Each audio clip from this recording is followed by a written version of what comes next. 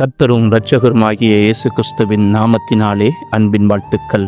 அதிசய வேதாகமம் 7 என்கிற எண் சமீபத்தில் ஒரு விஞ்ஞானி ஒரு மனிதன் தன்னிடம் காண்பிக்கப்பட்ட எந்த ஒரு பட்டியலிலும் 7 காரியங்களை சரியாக நினைவில் வைத்துக் கொள்ள முடியும் என்று கண்டுபிடித்திருக்கிறார். மற்றொரு விஞ்ஞானி அதனால்தான் 7 என்கிற காரியம் நாம் இருக்கிற இந்த உலகில் அடிக்கடி காணப்படுகிறது. உதாரணமாக 7 உலக அதிசயங்கள், 7 ஸ்வரங்கள், 7 கடல்கள், 7 கொல்லும் கொடிய பாவங்கள், வாரத்தில் 7 நாட்கள், வானவில் நிறங்கள் 7 என்று கூறினார். அது சரி என்றாலும் வேதத்தில் 7 என்கிற எண் மிகவும் விசேஷித்ததாயிருக்கிறது. அதை குறித்து ஆராய்ந்தால் மிகவும் அற்புதமான ஒரு எண்ணாக இந்த 7 திகழ்கிறது. இந்த எண் வேறு எந்த எண்களை காட்டிலும் அதிகமான முறை உபயோகப்படுத்தப்பட்டிருக்கிறது. 7 என்ற எண்ணும் அதன் பெருக்கு தொகையான எண்களுமே அதிகமாக வேதத்தில் காணப்படுகிறது. 7 என்பதற்கு முழுமை அல்லது பரிபூர்ணம் என பொருள்படும். 7 என்ற வார்த்தை ஆங்கிலத்தில் 287 தடவை வருகிறது. 7வது என்ற வார்த்தை 98 தடவை வருகிறது. 7 முறை என்ற வார்த்தை 7 தடவை வருகிறது.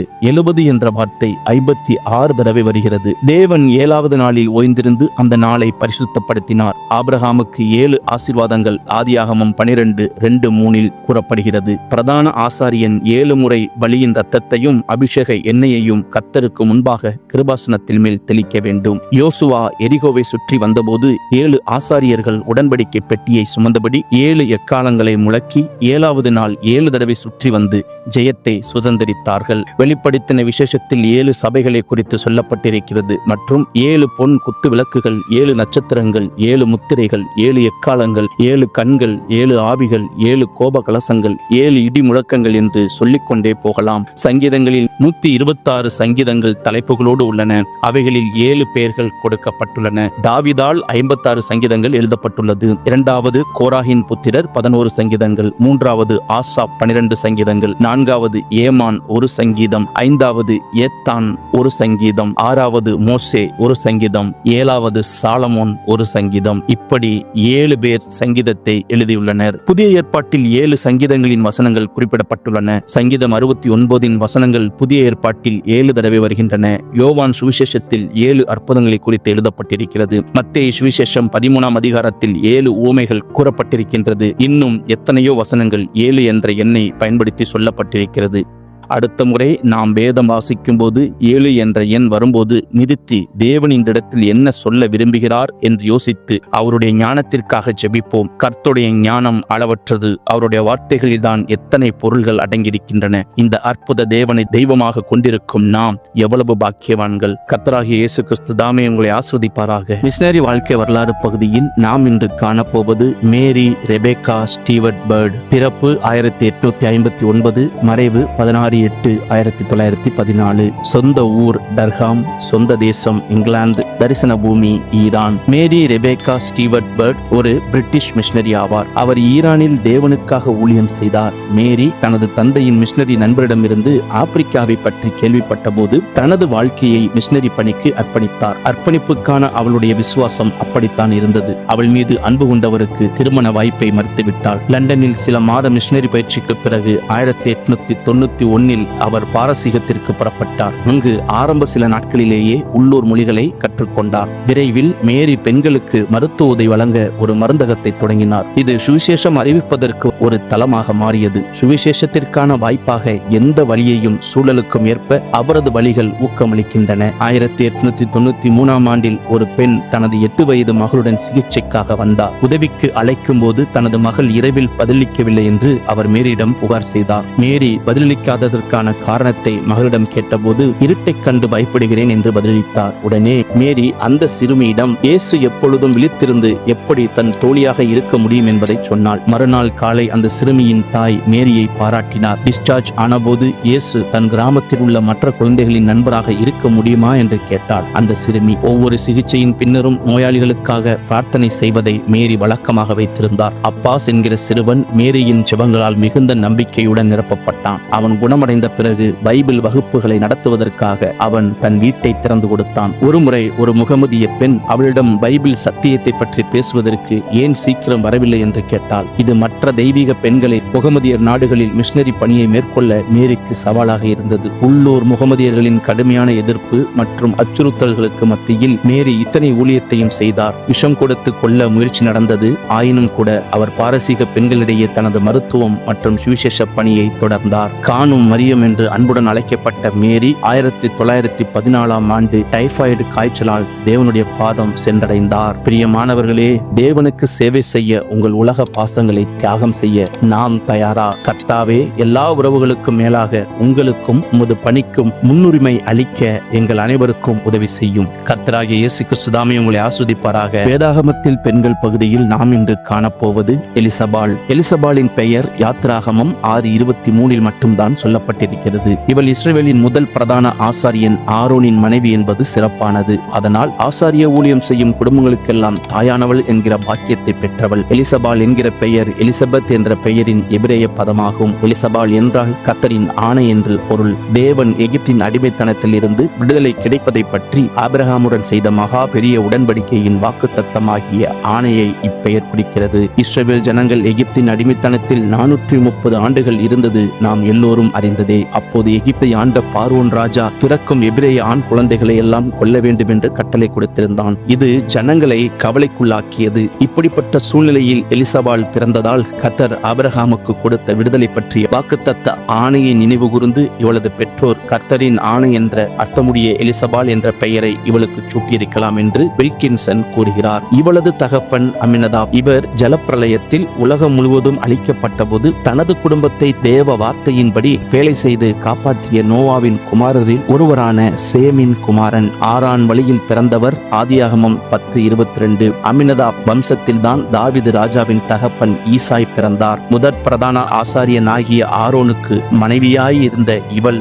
இஸ்ரவேலரின் ஆராதனைக்கும் ஆளுகைக்கும் உரிய பிரபுக்களை பெற்ற சந்ததிக்கு தாயானவளாக கருதப்படுகிறாள். இப்படி சிறந்த கடவுளுக்கு பயந்த தலைமுறையை பெற்றெடுத்து வளர்த்த தாய் என்பது சிறப்பானது. இவளது சகோதரன் நகசோன். துதியின் வம்சமாகிய யூதா கோத்திரத்தைச் சேர்ந்த நகசோன் இஸ்ரவேலரின் விடுதலை பயணத்தில் யூதா கோத்திரத்து படைத்தலைவனாய் இஸ்ரவேல் ஜனங்களை வழிநடத்தி சென்றவர் என்பது சிறப்பானது. இவளது கணவன் ஆரோனுக்கு மிரியாம் என்ற மூத்த சகோதரியும் மோசே என்ற இளைய சகோதரனும் இருந்தார்கள். ஆரோன் சொல்வன்மை வாய்ந்தவர். இஸ்ரவேல் ஜனங்களின் விடுதலைக்காக ஆரோன் மோசையுடன் சென்று மோசையின் வாயாக இருந்து பார்வோனிடம் ஜனங்களை விடுவிக்குமாறு கேட்டார். கர்த்தர் எலிசபாள், ஆரோன் இவர்களின் குடும்ப வாழ்க்கையின் ஆசீர்வாதமாக ஆசாரிய ஊழியம் செய்ய நாதாப், அபியூ, எலெயாசார், இத்தாமார் என்கிற 4 ஆண் பிள்ளைகளை கொடுத்தார். லேவியராகமம் 10:1-2 வசனங்கள் நாதாப் அபியூவின் மரணத்தை கூறுகிறது. அந்நிய அக்னியை தேவ சந்நிதியில் கொண்டு வரக்கூடாது என்ற கட்டளையை மீறி கொண்டு வந்ததினால் கர்த்தருடைய சந்நிதியில் இருந்து அக்னி புறப்பட்டு அவர்களை பட்சித்தது. இருவரும் மரித்தார்கள்.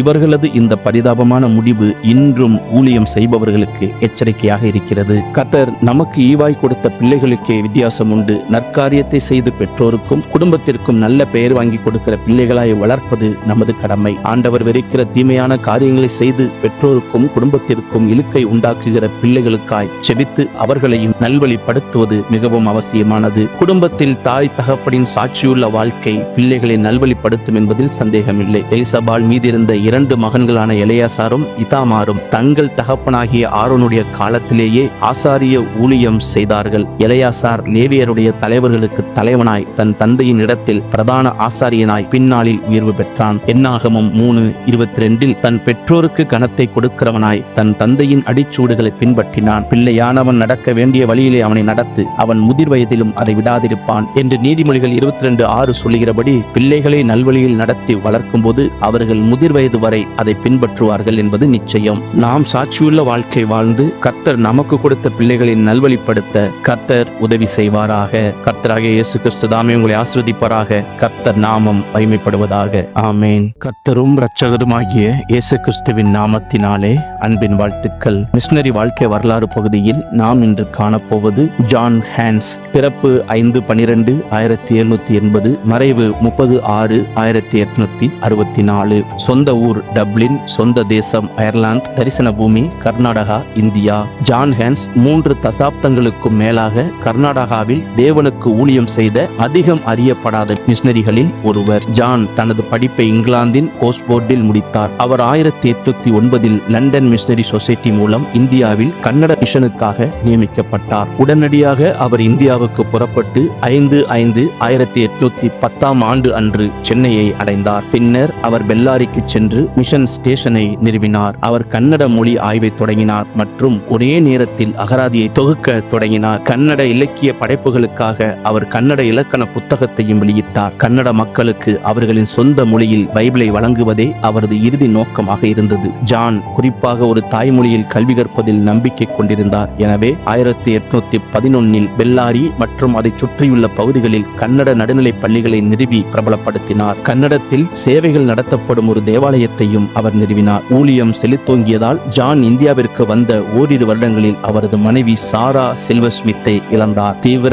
ஊழிய சுமை மற்றும் வானிலை மாற்றத்தின் காரணமாக ஜானும் மிகவும் பலவீனமானார். ஆனாலும் அந்த நேரத்தில் பைபிளை கன்னடத்தில் மொழிபெயர்க்கும் பொறுப்பை அவர் ஏற்றுக்கொண்டார். வேறு சில மிஷனரிகளின் உதவியால் ஜான் கன்னட பைபிள் மொழிபெயர்ப்பை முடித்து 1831 வெற்றிகரமாக வெளியிட்டார். ஆனால் கடுமையான நோயின் காரணமாக அவர் 1835 குணமடைய லண்டன் சென்றார். அங்கிருந்த 2 வருடங்கள் ஆங்கிலோ அமெரிக்கன் தேவாலயத்தில் ஊழியம் செய்ய ரஷ்யாவின் செயின்ட் பீட்டர்ஸ்பர்க் சென்றார். அவரால் முழுமையாக குணமடைய முடியாவிட்டாலும் பணியை தொடர பெல்லாரிக்கு திரும்பி வர அவரது இதயம் ஏங்கியது. எனவே அவர் 1838 பெல்லாரிக்கு திரும்பினார். அங்கு அவர் ஒரு அச்சகத்தை நிறுவினார். அது அடுத்த தசாப்தங்களில் கிறிஸ்தவ இலக்கிய ஊழியத்தில் புரட்சியை ஏற்படுத்தியது. இருப்பினும் உடல்நலக் குறைவு அவரை 1841 இந்தியாவை விட்டு வெளியேற கட்டாயப்படுத்தியது. லண்டனில் அவர் தனது கடைசி மூச்சு வரை ஒரு மிஷனரி சங்கத்தின் ஆலோசகராக தொடர்ந்து பணியாற்றினார். இப்படி தேவனுக்கென்று சுகவீனத்திலே அதிகமாய் போராடியும்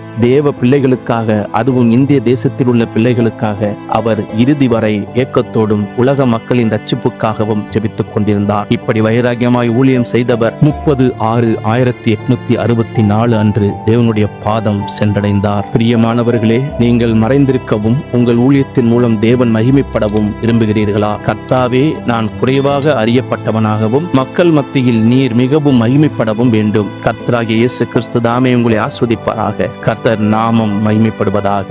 ஆமேன். வேதாகமத்தில் பெண்கள் பகுதியில் இன்று நாம் காணப்போவது எருசாள். எருசாள் என்ற பெயரின் பொருள் எபிரேய மொழியில் கணவனின் உடைமை, சுதந்திரம், உரிமை, சொத்து என்பதாகும். எருசாளின் தகப்பன் ஆசாரிய வகுப்பைச் சேர்ந்த சாதோக்கு. 2 ராஜாக்கள் 15:13 முதலில் உடன்படிக்கை பெட்டியை சுமக்கும் குழுவிற்கு தலைவனாய் இருந்தார். பின்னாளில் பிரதான ஆசாரியனாக உயர்வு பெற்றார். 2 சாமுவேல் 8:17, 2 சாமுவேல் 15:24-29, 1 ராஜாக்கள் 2:35. தாவீது ராஜாவுக்கும் பின் சாலமோனை அரசனாக்கும்படி தீர்க்கதரிசியான நாத்தானுடன் இணைந்து அபிஷேக தைலத்தினால் அவரை அபிஷேகம் செய்தார். 1 ராஜாக்கள் 1:38-39. மத்தேயு 1:14 படி இரட்சகரான இயேசு கிறிஸ்துவின் குடும்ப வரலாற்றில் இடம்பெற்றார். எருசாலின் கணவன் யூதாவை ஆட்சி செய்தவன் உசியா ராஜா. 2 நாளாகமம் 26:1 இவர் 16 வயதில் அரசனாகி எருசலேமில் இருந்து 52 ஆண்டுகள் ஆட்சி செய்தார். 2 நாளாகமம் 26:3. ஆரம்பத்தில் சிறப்பான ஆளுகை செய்து நல்ல இராணுவம், கோட்டை,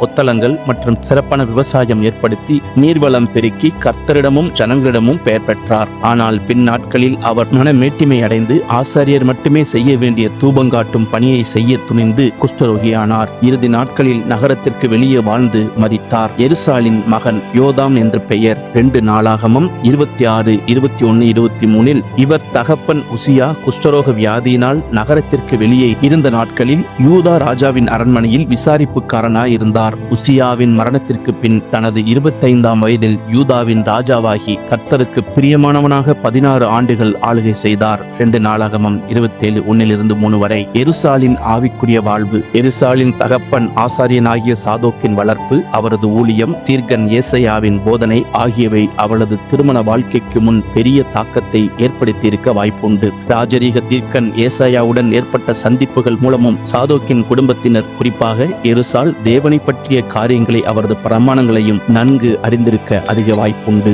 அதனால் எருசால் உசியா ராஜாவின் மனைவியான பின்னும் தீர்க்கன் ஏசாயா அரண்மனைக்கு வரும்போதெல்லாம் தனது ஆவிக்குரிய வாழ்விற்கும் குடும்பத்திற்கும் அரசு பொறுப்பிற்கும் ஏற்ற ஆலோசனை பெற்றிருக்கலாம். மகன் யோதாம் பிறந்த பின்னும் அவனை பக்தியுள்ள அரச குமாரனாக வளர்ப்பதற்கும் தீர்க்கன் ஏசாயாவின் உதவியை பெற்றிருப்பாள். இக்குடும்பத்தோடு நல்ல ஐக்கியமாய் இருந்த ஏசாயா உசியா ராஜாவின் மரணத்தினால் அதிகம் பாதிக்கப்பட்டார். அவர் தேவாலயத்திற்கு வந்து ஆறுதல் தேடின சமயம் தேவ தரிசனம் பெற்றார் என ஏசாயா 6:1-8 வரை நாம் உணர முடிகிறது. எருசாலின் அரண்மனை வாழ்வு, எருசாலின் குடும்ப பின்னணி மூலம் அவள் சிறப்பான பக்தி நிறைந்த சமுதாய பொறுப்புகள் நிறைந்த ஆசாரிய பாரம்பரியம் உடையவள் என காண்கிறோம். மேலும் அவளது கணவன் உசியாவின் மூலம் ஒரு ராஜ குடும்பத்தின் அந்தஸ்தை பெற்றவள் என்றும் காண்கிறோம். யூதா வம்சத்து பட்டத்து ராணியாக விளங்கினால் வெற்றி மிகுந்த ஓர் ஆணுக்கு பின் ஒரு பெண் இருப்பாள் என்று முதுமொழிக்கு ஏற்ப எருசால் உசியாவிற்கு மிகவும் உறுதுணையாகவும் உற்சாகமளிக்கக்கூடியவளாய் சிறந்த மனைவியாகவும் வாழ்ந்திருக்கலாம். ஆயினும் அவர்களது இறுதி நாட்களில் தனது கணவன் செய்த தவறான செயலை கண்டிக்க தவறியது ஏன் என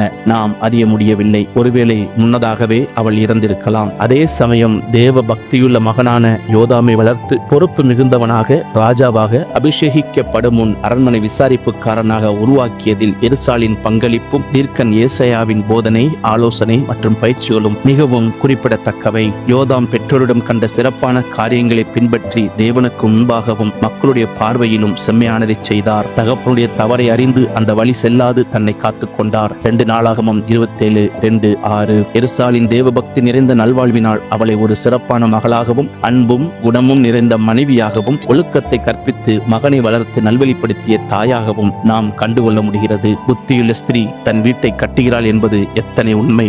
நீதிமொழிகள் 14:1. கர்த்தராகிய இயேசு கிறிஸ்து தாமே உங்களை ஆசீர்வதிப்பாராக. கர்த்தர் நாமம் மகிமைப்படுவதாக. ஆமேன்.